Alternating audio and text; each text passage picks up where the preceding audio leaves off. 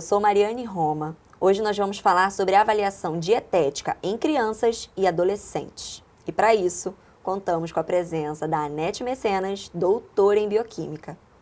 Seja muito bem-vinda, Anete. Obrigada, Mari. Bom, para a gente iniciar essa conversa, conta pra gente o que são inquéritos dietéticos e qual é o seu propósito principal. Os inquéritos dietéticos é você avaliar o consumo alimentar do paciente. Então, você vai usar ferramentas para avaliar o consumo alimentar. Com qual objetivo? Você quer saber se esse consumo ele está adequado de maneira qualitativa ou quantitativa.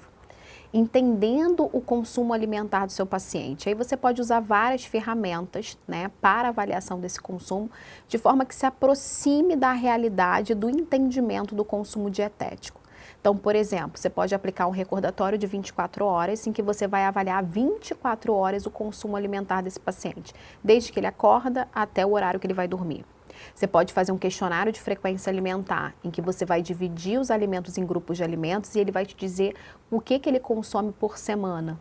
Então, por exemplo, eu consumo doces 3 vezes por semana. Eu consumo leites derivados todos os dias, Sempre consumo 1 vez por semana. Então, esse entendimento da quantidade, da qualidade, permite com que você consiga entender melhor, de maneira mais aprofundada, o consumo dietético do paciente. E quais são as principais vantagens dos inquéritos dietéticos na avaliação dos hábitos alimentares? É importante a gente lembrar que inquéritos dietéticos eles podem ser feitos de forma individual ou eles podem ser aplicados de forma coletiva. Então, eles trazem dados importantes também para a análise epidemiológica, para o entendimento mais coletivo do consumo alimentar, por exemplo, de uma população. A gente tem vários projetos, programas que desenvolvem esse entendimento do consumo alimentar da população através de grupos de alimentos, tanto na pesquisa científica. E aí, quando a gente olha para os inquéritos alimentares, a gente precisa lembrar que esses inquéritos, eles podem sim ter limitações. Um recordatório de 24 horas, que é um exemplo de inquérito dietético muito adotado de forma individual também, pelos profissionais em consultório, ele tem uma limitação que ele depende da memória. Você precisa lembrar o que você comeu e às vezes você não lembra. Então, isso é uma limitação. Todavia, ele é de fácil aplicação.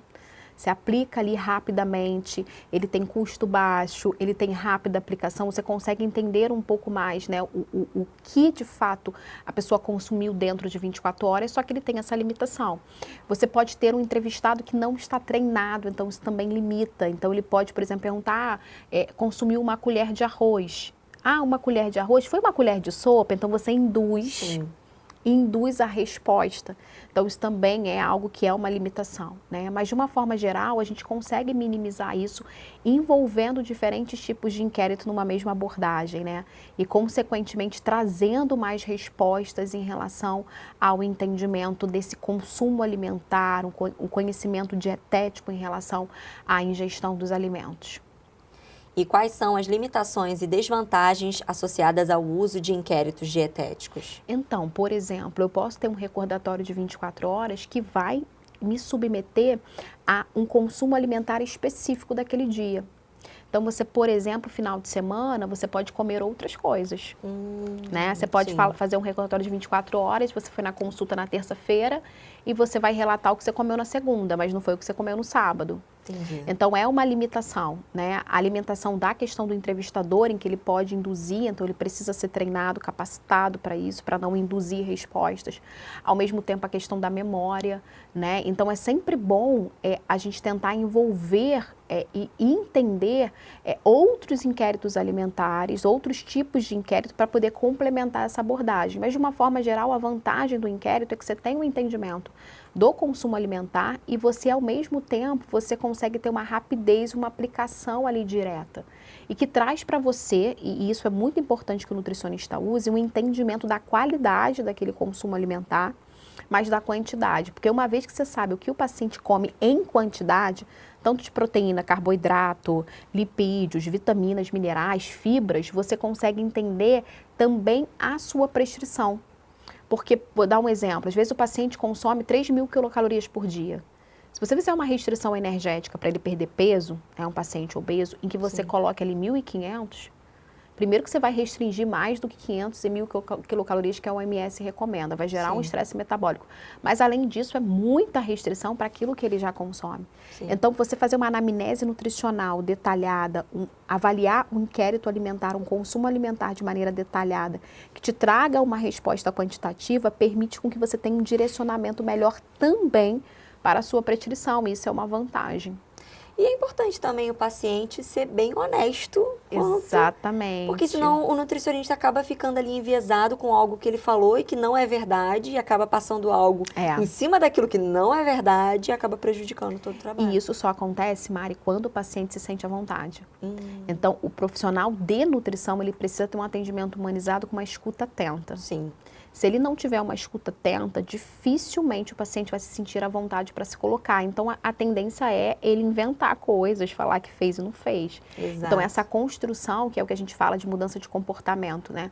Dele se sentir parte desse processo e o nutricionista auxiliá-lo com a escuta atenta, com a condução, né? Sem julgamento, né? Ah, porque ontem eu fui pro rodízio de pizza. Ué, gente, a vida é um equilíbrio. Né? Então, esse julgamento por parte do profissional sem o entendimento humanizado faz que sim, na maioria das vezes a gente se coloque numa defesa e não queira dar, né, um relato fidedigno daquilo que foi consumido, por exemplo, em 24 horas. Então, essa relação precisa ser estabelecida também. Dados coletados, então, com confiabilidade, com segurança e com precisão fazem a diferença. Totalmente. Para que a gente consiga ter um consumo alimentar que reflita o estado nutricional também daquele paciente. Bom, e agora para encerrar, quais métodos alternativos podem complementar ou substituir os inquéritos dietéticos para uma avaliação mais completa da dieta? A gente tem que lembrar que os inquéritos dietéticos, a gente pode usar eles de forma complementar também. Então, eu posso ter, por exemplo, um recordatório de 24 horas, que eu vou ter uma questão ali da memória, mas aí eu peço para o paciente fazer um diário, um registro de 3 dias. Sim. Ele faz um dia de semana e 2 finais de semana, e ele anota e registra, e você complementa o recordatório. Isso pode ser algo interessante para você ter mais precisão, né? Além do recordatório de 24 horas, você pode fazer um questionário de frequência alimentar para você entender aversões, preferências, grupos que ele não gosta. Você fica falando sempre a mesma coisa. Sim. Ah, eu vou colocar aqui uma azeitona. Ah, mas eu não gosto de azeitona. Né? Isso é um viés, é um erro. Sim. Aí o paciente já está ali com você segunda, terceira consulta e você ainda não conhece um pouco o perfil de consumo dele, o que ele gosta, o que ele não gosta. Além disso, você pode também complementar com fotografias. Você pode pedir para o paciente fotografar o prato dele e você ir acompanhando essa evolução. Pedir para ele fotografar o corpo dele, a própria composição corporal. Ah, isso dói. Isso é só um pedido dolorido. É um pouquinho, mas é interessante que você consegue ver a modificação, porque às vezes você não consegue ver. Você está tão acostumado, né, com o seu perfil diante do espelho que você não consegue ver. Quando você faz por foto, você fala, meu Deus, realmente eu estou assim? E você vai modificando o seu comportamento alimentar, seguindo o plano alimentar individualizado, e você já começa a ver uma modificação na tua composição. Isso também te estimula, né, a você querer manter. Então, o consumo alimentar ele também pode ser complementado, né, com fotografias das refeições, para você ter uma noção de quanto está as quantidades, a distribuição, o entendimento do estado nutricional e a evolução também da composição corporal. Isso traz feedbacks interessantes para o profissional de nutrição. Muito. Chegamos ao final, Anete. Muito obrigada pela sua presença e também por todo o conhecimento. Muito obrigada. É isso. Bons estudos e até a próxima oportunidade.